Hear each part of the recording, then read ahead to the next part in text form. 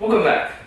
Our topic for today is whether or not you can really excel in French boxing, Savate, if you don't have great flexibility. Seems like something that would be pretty much mandatory in the art, and truth be told, it is. But if we stop and we think about the art itself, you realize that it's not high kicks, it's not spin kicks, it's not jump kicks. The thing that embodies Savate in the realist way is footwork. That movement is the fundamental building block of the style. It's not the high kicks, it's not the spin kicks, it's not a lot of the flashy stuff that it's really known for. It is in fact the footwork, the movement, and the beauty of that footwork and movement is that whether you are flexible or not, it is a universal tool that you can very easily use to set up different strikes that are not high kicks and spin kicks, that are not jump kicks or techniques that require a lot of flexibility.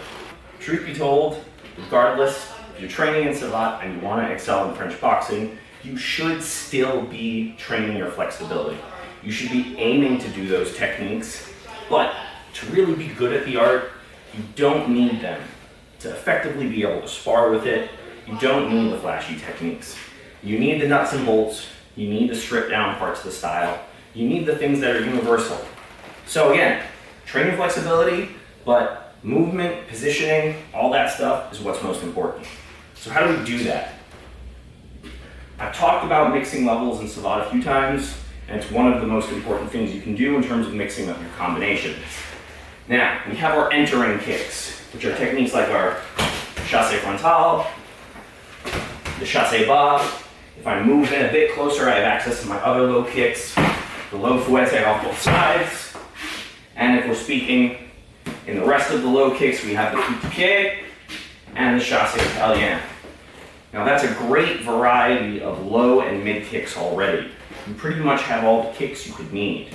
I have a jamming tool and a distance finder. I have a gap closer. I have a way to stop movement. I have ways to damage the legs and disrupt the balance on either side. And that's already a wide variety of techniques.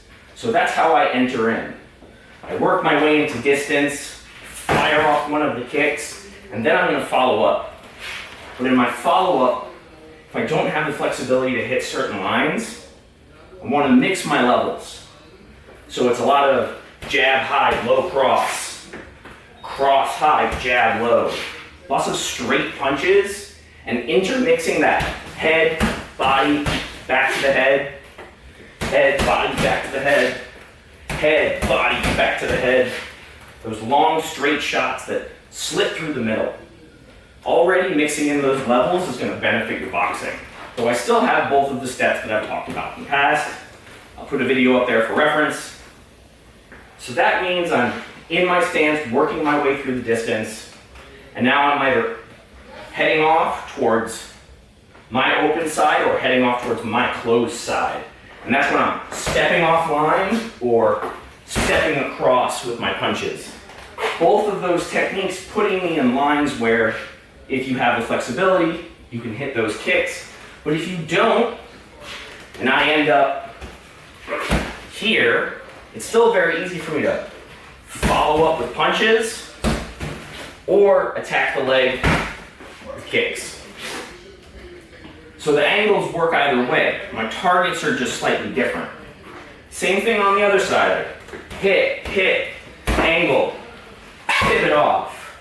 Now again, I have this line open to attack the body.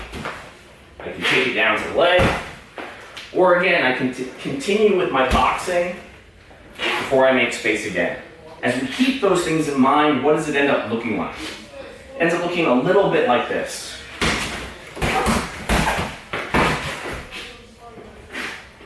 Now, quick, in and out, little angle change, entering in with my kicks, and then exiting with them. This is a fundamental format you see in a lot of Savate combinations. They start with the kicks, they mix in the boxing, and then they exit with another kick. But they don't have to be high, they don't have to be flashy. You can work those fouettes to the legs and the body and still be supremely effective. Simply put, you can still be great in the art with just using your boxing and working in those low and middle kicks. It just means that your game is a little bit different, it's a little more utilitarian, it ends up being a little bit stripped down from a lot of the fancier techniques, but it's still plenty effective.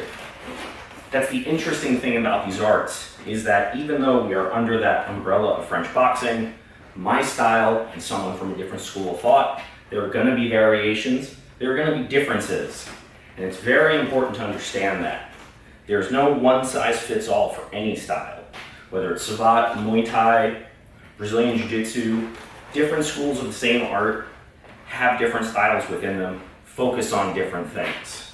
So, try not to get discouraged, work those hands, work those low middle kicks, and in time you will still be great at Savate, even if you're not the flashiest guy on the floor.